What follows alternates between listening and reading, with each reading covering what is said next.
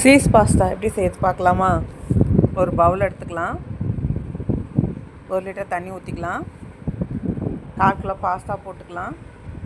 1 spoon எண்ணெய் விட்டு கொஞ்சமாக சால்ட்டு போட்டுக்கலாம். கொஞ்ச நேரம் வேகட்டும்.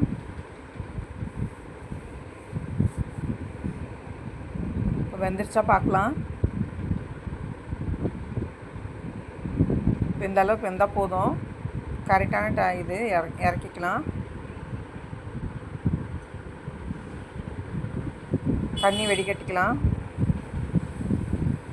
கொஞ்சம் பச்சை தண்ணி ஊற்றிக்கலாம். அப்போ தான் ஒட்டாது. ஸ்டவ் ஆன் பண்ணி கடாய் போட்டுக்கலாம். 3 பட்டர் போட்டுக்கிறேன்.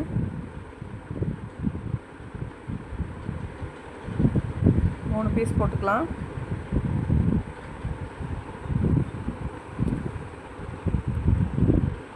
ஒரு சின்ன கப்பு மைதா மாவு போட்டுக்கலாம்.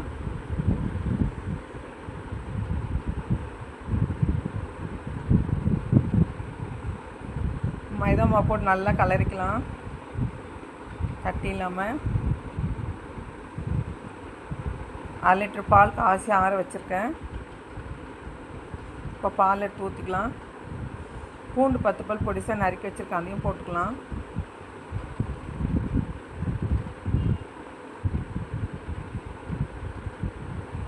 இப்போ பால் ஊற்றி கலக்கி விடலாம். ஃபஸ்ட்டு பாதி ஊற்றிக்கலாம். கட்டிலாம் எல்லாம் நல்லா தேய்ச்சி விட்டுக்கலாம்.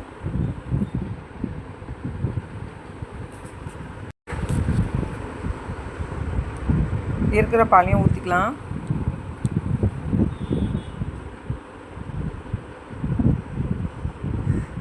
கட்டி இல்லாமல் நல்லா கரையாக நல்லா தேய்ச்சிட்டு பாருங்கள், நல்லா கொதிச்சு வருது. சில்லி ஃப்ளேக்ஸ் 1 ஸ்பூன் போட்டுக்கலாம். ஆனிகோ பெப்பர் 2 ஸ்பூன் போட்டுக்கலாம். இப்போ பாஸ்தா எடுத்து போட்டுக்கலாம். லைட்டாக சால்ட்டு போட்டுக்கலாம். ஒரு கொதி வந்தோடனே பாஸ்தா போட்டுக்கலாம்.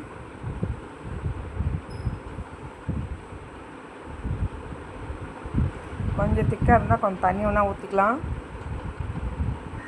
இது கரெக்டாக இருக்குது. நல்லா கலரி விட்டுக்கலாம்.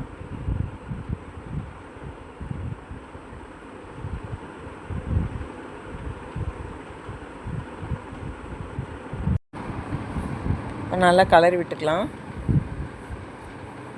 இப்போ ரெடி ஆயிடுச்சு.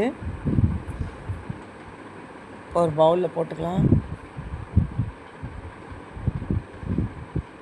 இப்போ சீஸ் எடுத்துருக்கேன், கொஞ்சம் துருவி போட்டுக்கலாம். இப்போ பவுலில் மாற்றியாச்சு.